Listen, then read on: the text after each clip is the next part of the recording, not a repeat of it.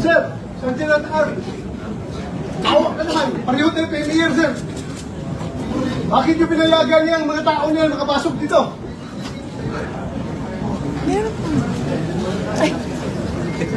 Kung ikaw ang senador, sir, ako ang Lieutenant R.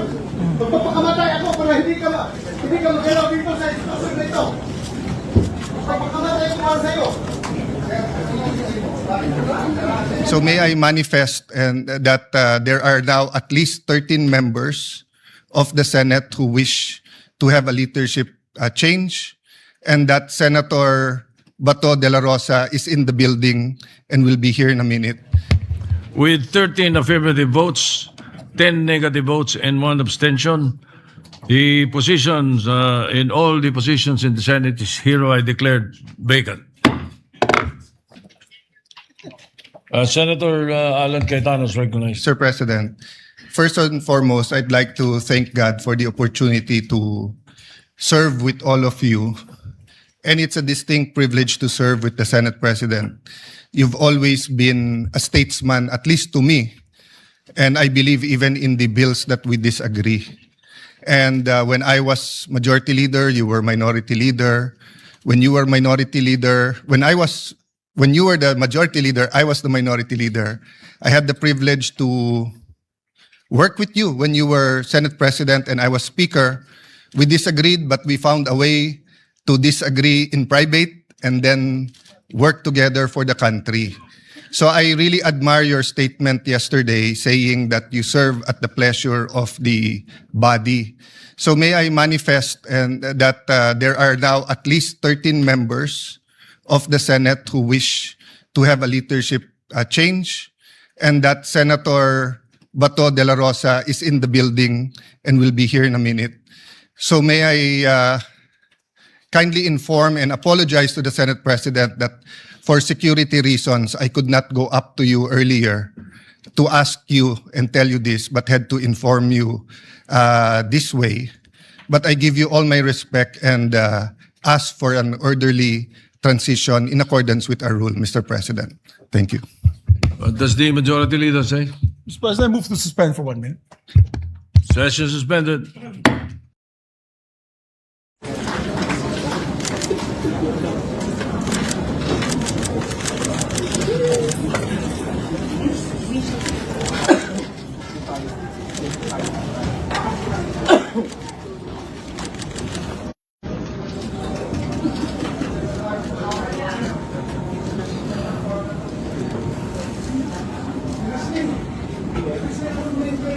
PNBI.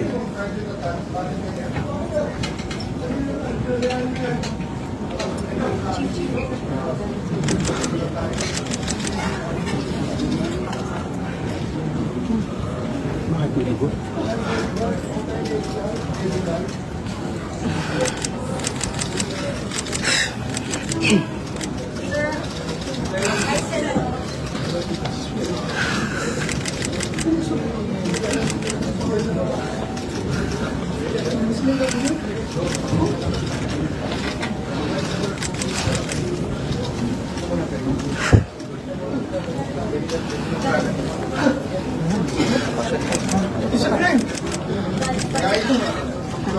Para lang hindi tumagal, they want to see na 13 tayo. Those in favor na palitan ang Senate President.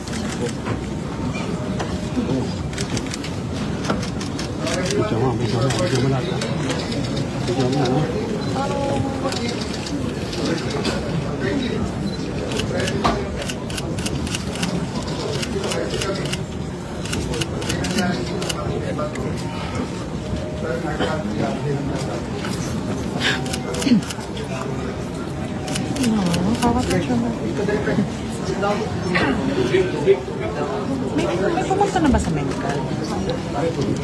May nagtawag na ba?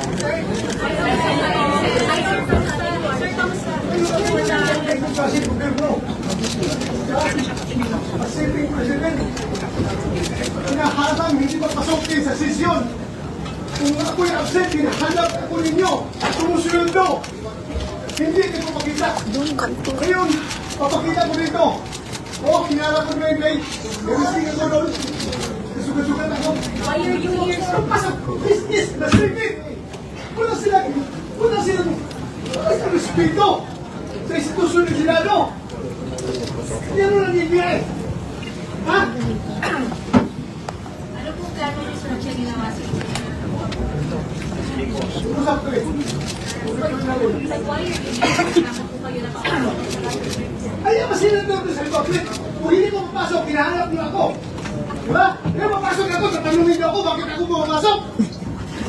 But is there may kinalaman sa pag-booster para makabulang numbers? Lahat yan, trabaho ng sila ko.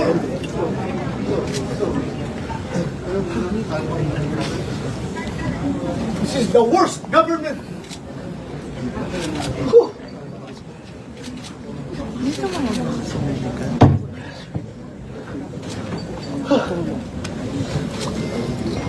Ako! Sige. Mamaya, usap tayo mamaya. Usap tayo mamaya.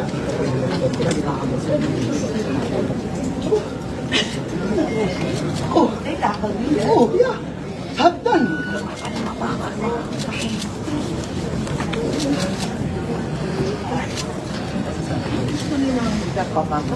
Hindi ako makapasok dito para hindi makabuto.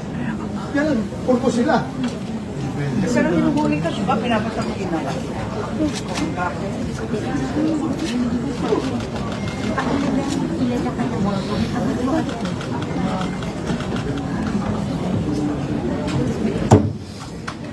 Sir, Sergeant R. Tawag ka naman. Pareho tayo premier, sir. Bakit yung pinayagan niya ang mga tao niya nakapasok dito?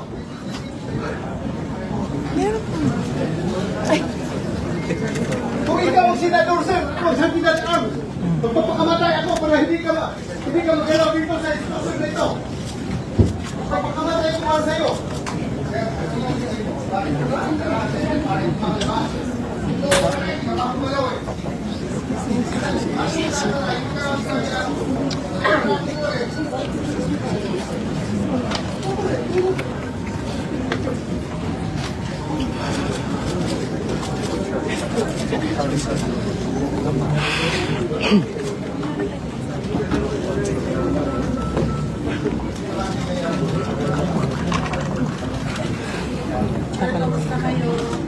Ito, bukan. Pinala ko dito sa baba ng mga NBA. Pinapasok ko akyat dito. I don't know. Anong gusto nila? Okay, sir, bakit po sir? Nag-isay na kami doon sa baba. Sagdan. Ilang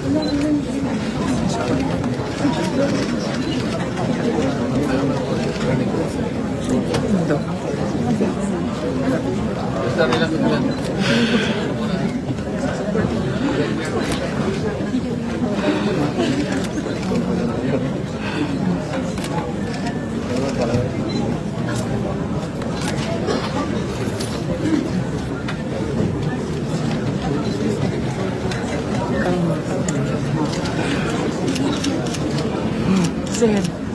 Pwede pumasok. Oo. Go, go, go, go. Go, ate. Go, go, go. Andiyan si Doc. Sige, sir. Go. Miss Janet. Sorry, sorry. Voter ni Sen. Paki-receive mo. Naka-black. Apo. Isa pa. Nakatas.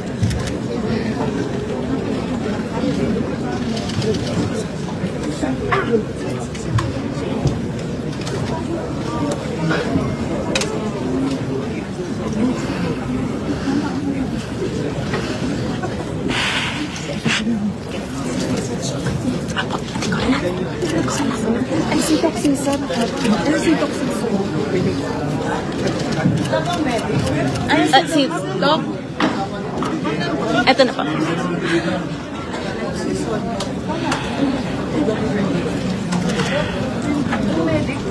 Ay, here na po.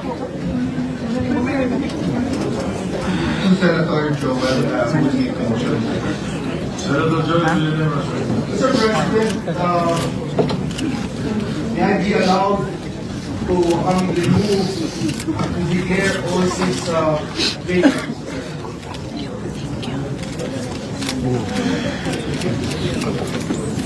What does the majority leader say? There is a motion to declare all positions vacant in the Senate. President, under our rules of these proceedings, we have to vote for a roll call vote for the motion of Senator Joel. So a roll call vote is in order. Secretary will conduct the roll call. Senator Francis Pangilinan is ready. Here. Yeah. Because once we start the vote, we get Just a clarification as to seats or positions. Are we speaking of all positions as well? the minority leader.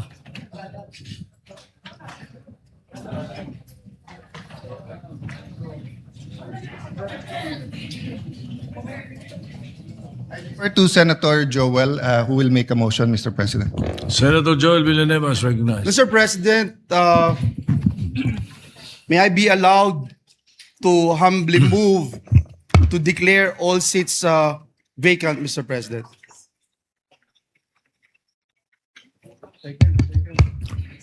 What does the majority leader say? There is a motion to declare all positions vacant in the Senate. Mr. President, under our rules that takes precedence, we'll have to vote on it. We'll ask for a roll call vote for the motion of Senator Joel Villanueva. So a roll call vote is in order. The Secretary will conduct a roll call. Senator Francis Pangilinan is recognized before. Because once we start the vote, we cannot recognize yes, Mr. anyone. President. Just a clarification as to seats or positions. Are we speaking of all positions? The motion is all positions vacant by Which positions? Just for the record, Mr. President. All positions of elected of the leadership. Okay. Thank you. Thank you, Mr. All right. The Secretary will conduct a roll call vote. The motion is to declare all positions vacant. A vote in agreement is a yes, and a no for the other side. You go ahead. Roll call of members. Honorable Senator Aquino, Senator Cayetano Alan, Senator Cayetano Pia, Senator De La Rosa, Senator Ejercito, Senator Escudero, Senator Estrada, Senator Gatchalian, Excuse me. We cannot hear the votes of the people. Please rise and say your vote. yes sir. Yes. Ulitin mo. Roll call of members. Senator Aquino, Senator Cayetano Alan, Senator Cayetano Pia, Senator De La Rosa, Senator Ejercito, Senator Escudero, What? Abstain. Senator Estrada, Senator Gatchalian, Senator Go, Senator Hontiveros, Senator Lacson, Senator Lapid, Senator Ligarda, Senator Marcoleta, Senator Marcos, Senator Padilla, Senator Pangilinan, Senator Tulfo Erwin, Senator Tulfo Rafi, Senator Villanueva, Senator Villar Camille, Senator Villar Mark, Senator Subiri, Senate President Soto. No.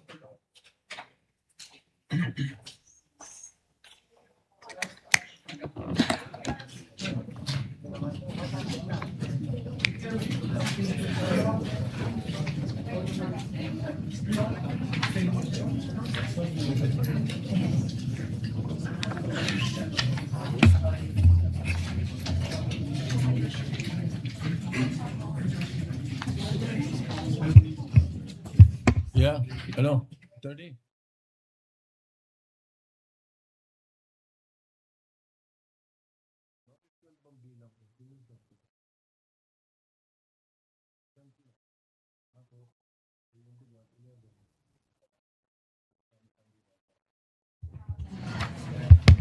With 13 affirmative votes, 10 negative votes, and 1 abstention, the positions in all the positions in the Senate is hereby declared vacant. With that, Mr. President, may I move, therefore, to nominate Senator Alan Peter Cayetano as the new Senate President. Are you designating me as the presiding officer? Because I am the position is already vacant. I think you must elect somebody to take the position. I am no longer the presiding officer. So you designate a presiding officer. In the meantime, I Yes, sir. suspend session. Yes, with the session resumed, may I herewith move and nominate Senator Jinggoy Estrada as the temporary presiding officer. Any objection? There being none, the motion of Senator Amy Marcos is hereby approved.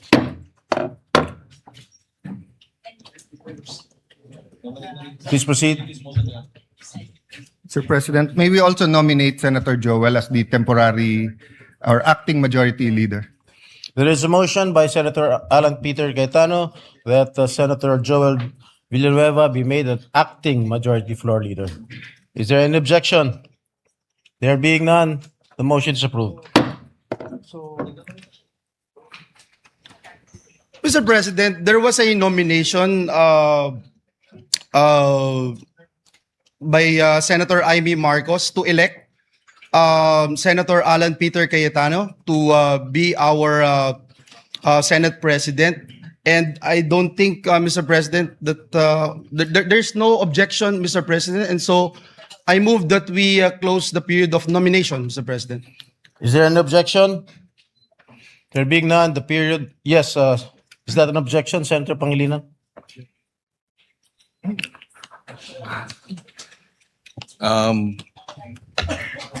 We do not object because we do not have the numbers, but we would like to manifest our serious reservations, Mr. President, for the record. Noted, Senator Pangilinan. There is a pending motion by Senator Villanueva to close the period of nomination. Is there any objection? There being none, motion is hereby approved. Majority Leader. May we ask, Mr. President, the newly elected Senate President to take his oath, Mr. President, and suspend the session. Mr. Session is hereby suspended. Mr. President, at this juncture, I move that we reconsider the closing of the nomination of the Senate President, Mr. President, and we'd like to give the floor to Senator Ping Lacson. So move, Mr. President. We first have to act on the motion by Senator Joel. Is there any objection? There being none, motion is approved. Senator Lacson is recognized. Thank you, Mr. President. I move to nominate Senator Vicente Soto III to the position of Senate President. I so move, Mr. President. Is there any objection? There being none, the There should be an objection or else. okay, we now proceed with the voting. Dalawa na. There are two nominations, There are Mr. two President. What we will do now candidates is for conduct the Senate voting, presidency. Mr. President. One is Senator Alan Peter Cayetano and the other is Senator Tito Soto. Okay. Pwede na, mag-vote. Pursuant to Section 2 of the Rules of the Senate, we will now proceed with the roll call vote. Secretary, please. Roll call of members. Senator Aquino. Senator Cayetano Alan. Senator Cayetano Pia. Senator Soto. Senator Soto. Senator De La Rosa. Senator Escudero. Senator Escudero. Senator Estrada. Cayetano. Senator Cayetano Pia. Senator Gatchalian. Senator Go. Senator Hontiveros. Senator Lacson. Senator Lapid. Senator Legarda. Senator Marcoleta. Senator Marcos, Senator Padilla, Senator Pangilinan, Senator Tulfo Erwin, Senator Tulfo Rafi, Senator Villanueva, Senator Villar Camil, Senator Villar Mark, Senator Subiri, I would like to be an independent member of the Senate. What is your vote, Senator Subiri? Abstention. I want to be independent. Senator Soto III. Cayetano. May we get the results, please?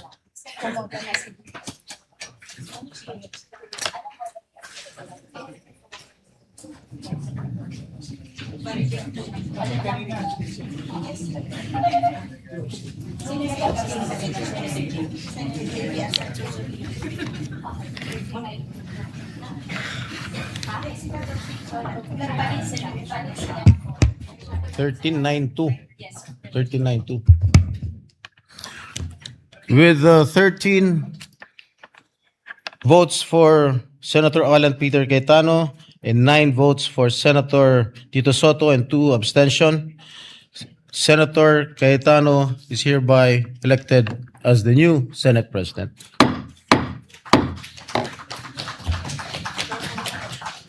Session suspended.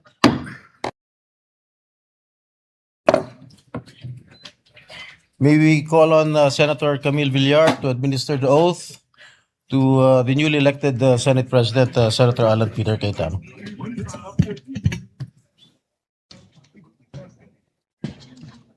Dito para yung flag daw. Sila ate. Yeah. Yeah.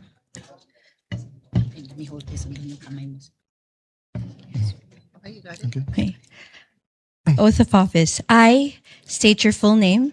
I, Alan Peter Shram Cayetano, Having been elected to the position of Senate President, having been elected to the position of Senate President, do hereby solemnly swear do hereby solemnly swear that I will well and faithfully discharge, that I will well and faithfully discharge, to the best of my ability, to the best of my ability, the duties of my present position, the duties of my present position, and of all others I may hereafter hold, and of all others I may hereafter hold, under the Republic of the Philippines. under the Republic of the Philippines, That I will support and defend the Constitution of the Philippines, that I will uphold and support, that I will support and defend the Constitution of the Philippines, that I will obey the laws, legal orders, and decrees that I will obey the laws, legal orders, and decrees promulgated by the duly constituted authorities, promulgated by the duly constituted authorities, and maintain true faith and allegiance and maintain true faith and allegiance to the Republic of the Philippines. to the Republic of the Philippines,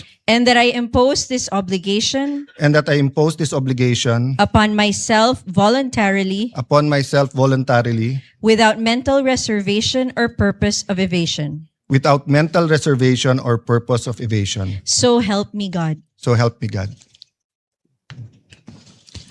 God bless you.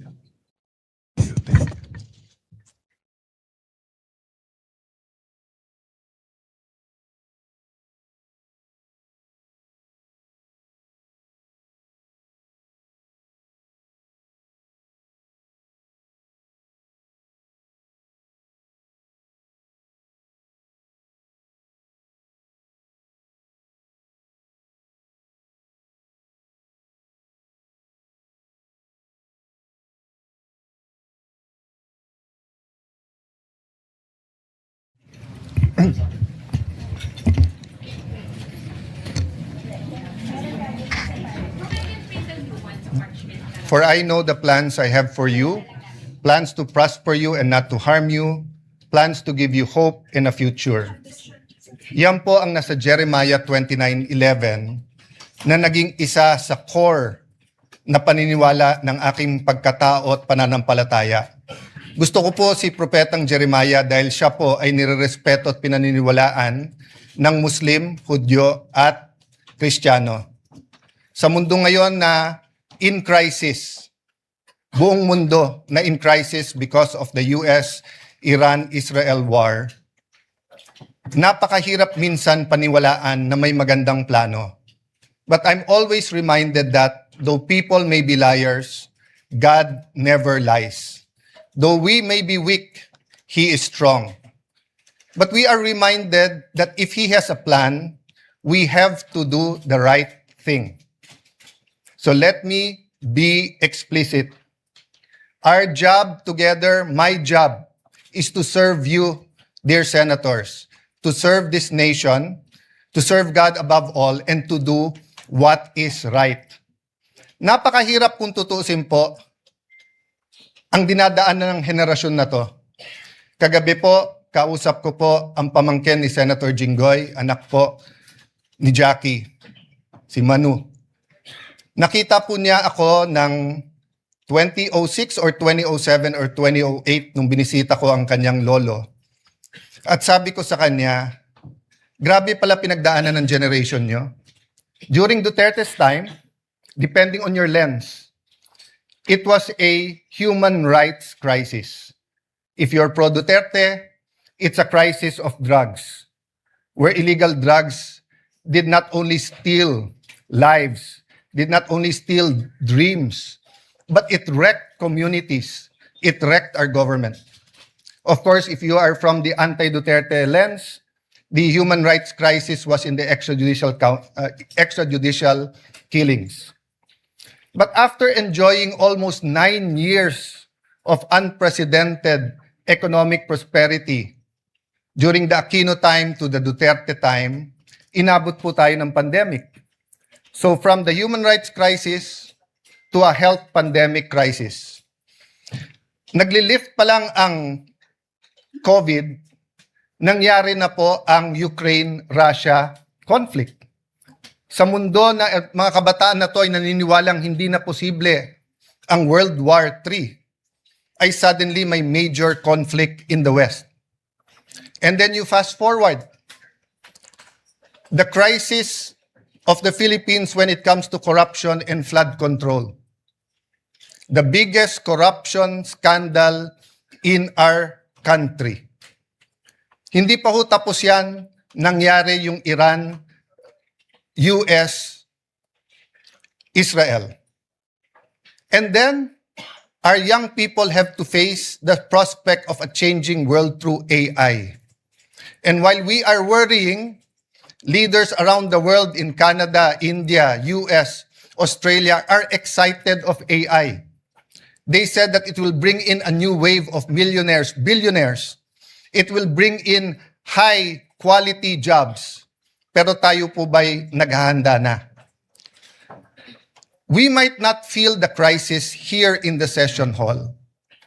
But our people, may it be the Grab drivers, the tricycle drivers, jeepney drivers, yung maliliit na kalendriya, yung mga beneficiaries ng 4Ps, ramdam na nila. So nung kinamayan po ako ng former Senate President Subiri, sabi niya, hindi siya naiinggit sa trabaho dahil mahirap po ito. But I take a step forward, my dear colleagues, and offer myself to serve you. Just as Senate President Soto said, that he is here to serve everyone, not only the majority, not only the minority. I am here to respect the President, the office of the President, the Vice President, the office of the Vice President, the House of Representatives, and each one of you. In every crisis, there are big winners and there are big losers. Unfortunately, it is the poorest of the poor who is always the losers. So I urge all of you, let's unite, let's discuss. Before us might be the impeachment, let it make it very clear. May mga lumabas sa news and hindi ko kayo sinisisi kung sinasabi nyo sa news na ang pagpalit ng leadership ay tungkol sa impeachment. Hindi po. The impeachment is enshrined in the Constitution. The Bible says, the truth shall set us free. We want to be free from poverty. We want to be free from corruption. We want to be free from a government that is busy fighting its own people or the people fighting each other Hindi to Facebook, hindi to social media na pwedeng bawat minuto may nagbabanatan. In real life, in the non-digital life, we have to be here for each other. It doesn't mean anything if we are say we're devout Muslims or we're devout Catholics or devout evangelicals if we cannot love each other. In the Senate, we might not like each other, but I think we can work each other and we can love each other. So let me make it clear. The impeachment will be much, much more than dismissing a complaint because of political affiliation. And it's also much, much more than convicting someone without evidence. Parehong hindi pwede yun. Kailangan guided tayo by the truth, guided by evidence. But the process is as important as the result. Hindi natin pwedeng sabihin, she or he will make a bad president. Or wala na tayong maasahan dyan sa presidente, wala na tayong maasahan sa vice president, impeach na lang natin. Hindi po. The Senate is also on trial. So, dear colleagues, as we ask God to guide us and help us, I'd like to thank all of you who supported me today. I will do my job. But I'd also like to reach out to all my colleagues here today. Ngayon lang naman po tayo na may divisions dahil mabigat ang politika. Pero actually, we've worked together. And if we could only go back 20 years and then go back now, can we go to 20 years from now? And let me tell you what I told the group last night nung nag-meeting kami. Basta't lahat ng gagawin natin, huwag tayong magsisisi. Huwag tayong gagawa na pagsisisihan natin. So feel free to call me out if you think mali ang direction. So dear colleagues, again, thank you. God bless you. Maraming salamat sa inyong lahat. Session is suspended for a minute.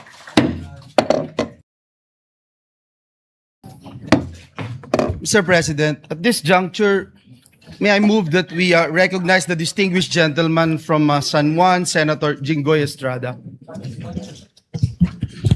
Mr. President, if I may.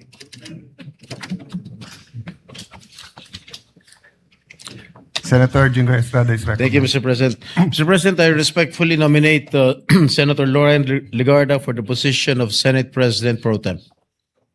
I so move, Mr. President. Any objection? Hearing none, Majority Leader. Mr. President, move that we close the period of nomination for the Senate President Pro Tem and act on the motion, Mr. President. If there's no objection, we'll proceed with acting on the motion.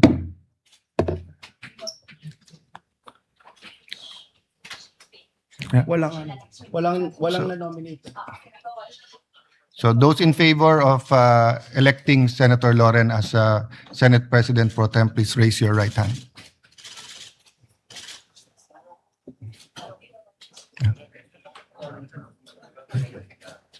Ace and ace na lang. Ace and ace. Okay, we'll do it viva voce. Yes, Mr. President, Okay. if So- may I suggest that we do a viva voce voting, Okay. Mr. President? All those who are in favor, please say Yes. aye. Yes. Aye. Those again say nay. The ayes have it. There's no nays. Mr. President, may we ask the newly elected Senate President Pro Tem, Senator Lauren Legarda, to proceed to the rostrum, Mr. President. Yeah. And I move to suspend the We session. suspend while waiting for Senator. Thank you, Legarda. Mr. President.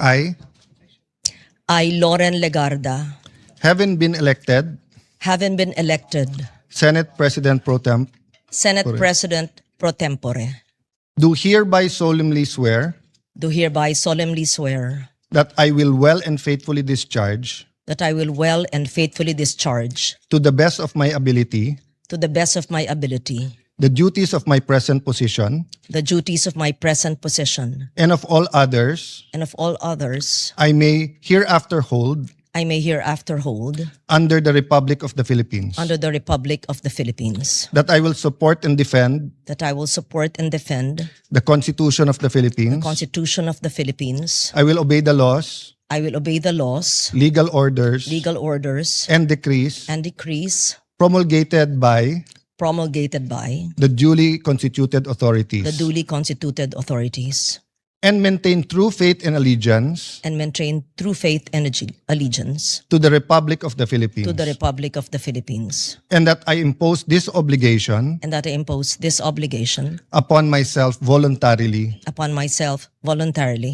without mental reservation without or mental purpose of evasion. reservation or purpose of evasion. So help me God. So help me God. Congratulations.